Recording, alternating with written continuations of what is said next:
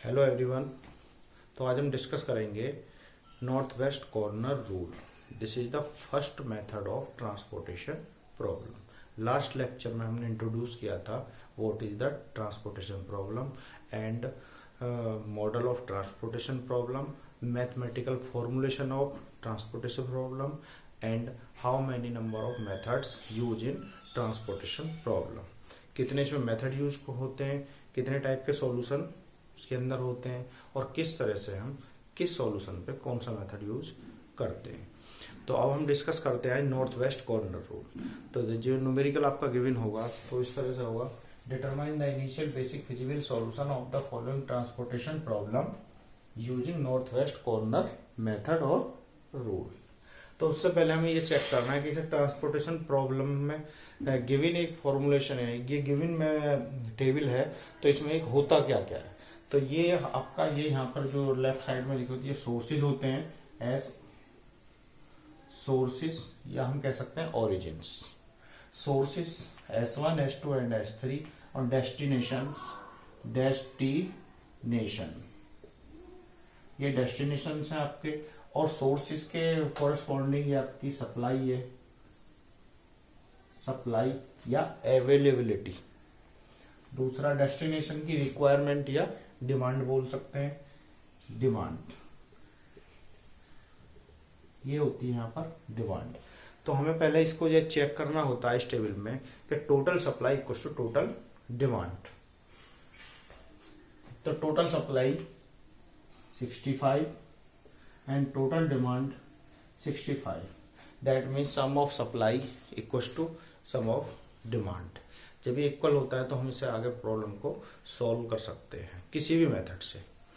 लेकिन यहाँ पर हम डिस्कस कर रहे हैं नॉर्थ वेस्ट कॉर्नर रूल। तो what is the north west corner rule, what are the steps of north west corner rule. तो इसके स्टेप क्या क्या होते हैं ये भी हम डिस्कस करेंगे आज। तो इसके नॉर्थ वेस्ट कॉर्नर रूल में हम सबसे पहले ये चेक करते हैं कि हमारी जो फर्स्ट स्टेप ये होता है इसका कि हम स्टार्ट करते हैं नॉर्थ से और वेस्ट पे जाके इसे कंप्लीट करते हैं। तो यानी कि फर्स्ट रो फर्स्ट कॉलम की फर्स्ट एंट्री हम फिलअप करते हैं, उससे हम आगे बढ़ते जाते हैं। ये हमारा इसका फर्स्ट स्टेप होता है। इस तरह से नेक्स्ट स्टेप में हम आगे चलते चलेंगे। तो हम यहाँ पर देखते हैं कि यहाँ पर जो अब आपका सेल एंट्री है वो है 2। तो 2 के कॉरेस्पॉन्डिंग सप्लाई 10 है और 2 के कॉरेस्पॉन्डिंग डिमांड 20 है। ये 2 के कॉरेस्पॉन्डिंग सप्लाई 10 है और 2 के कॉरेस्पॉन्डिंग डिमांड 20 है। तो जो भी इन दोनों में स्मॉल वैल्यू होती है वो वैल्यू हम फिल करते हैं उस कॉरेस्पॉन्डिंग सेल में। तो यहाँ पर ये 10 ये 20, तो ये आपका आ जाएगा 10, यहाँ पर आ जाएगा 0 और ये बचेगा 10। तो यानी कि जो S1 सप्लाई है उसने अपना कोटा कंप्लीट किया। S1 सप्लाई के पास अब S1 के पास सोर्सेज के पास कोई सप्लाई नहीं है। और जो आपका डेस्टिनेशन D1 है, डेस्टिनेशन को भी रिक्वायरमेंट है, डिमांड है 10 की। ये नेक्स्ट टाइम देखेंगे हम। अब हम क्या करते हैं, अब हम ये तो हमारा कंप्लीट हो चुका है। अगर हम बात करें तो ये तो हमारा कंप्लीट हो गया, ये भी हमारा कंप्लीट हो जाता है। तो हमारे पास बचते हैं 2 destinations, S2 S3, D1 D2 और D3, 4 1 2 1 3 1, 15 40 and 10 15 30।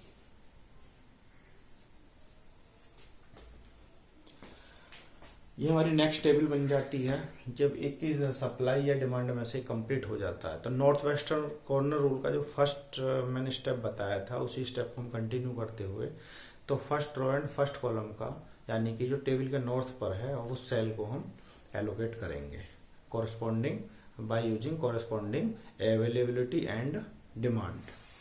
तो फर्स्ट सेल आपका ये होता है, इसकी एंट्री जो ट्रांसपोर्टेशन कॉस्ट है वो है 4। तो इस 4 के कॉरेस्पॉन्डिंग आपके पास यहाँ पर सप्लाई है 15 और 4 के कॉरेस्पॉन्डिंग डिमांड है 10। तो जो भी इसमें स्मॉल वैल्यू होगी वो हम यहाँ पर फिल करेंगे। ये आपकी होती है 10, ये आपकी कंप्लीट हो गया, और यहां पर आ गया आपका 5। तो इस तरह से जो D1 डेस्टिनेशन है उसको जो भी डिमांड थी उसकी वो कंप्लीट हो चुकी है। यहां पर क्या आ गया 0, तो अब हम इसको रिमूव कर देंगे। तो रिमूव करने के बाद में अब हमारे पास बनते हैं सिर्फ D2 and D3 destination and S2 और S3 सोर्स। 1 2 3 1। इसके corresponding supply 5 40 and demand 15 30।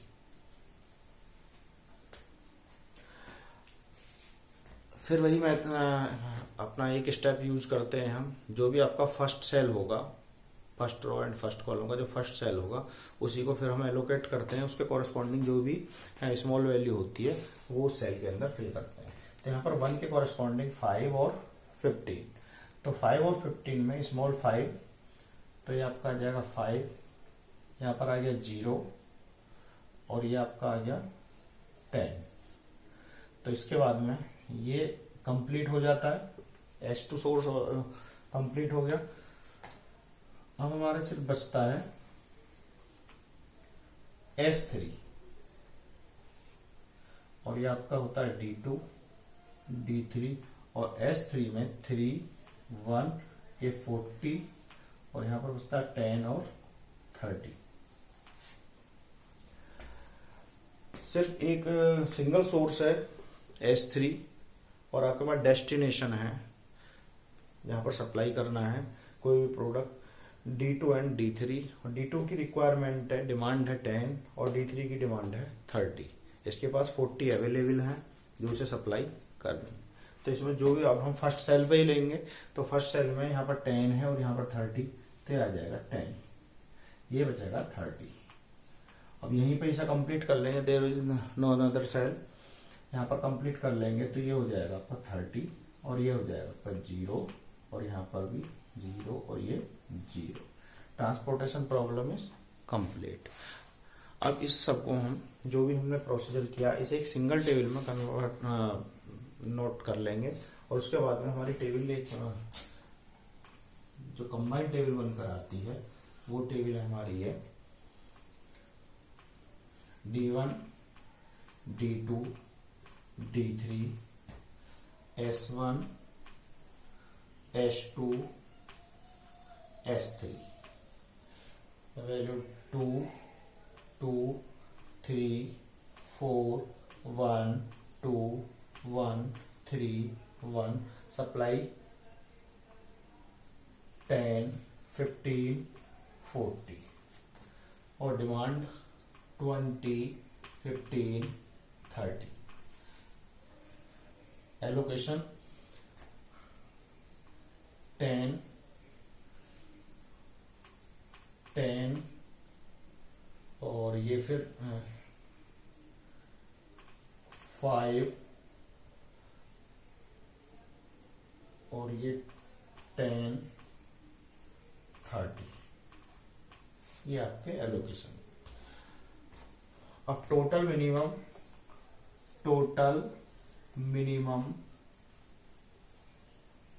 Minimum transportation cost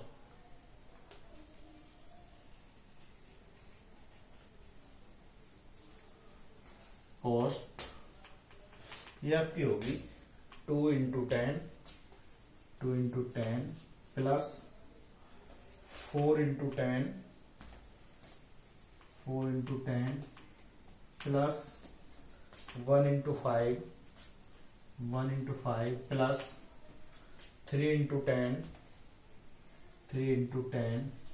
plus 1 into 30। इसे जब हम सॉल्व करते हैं,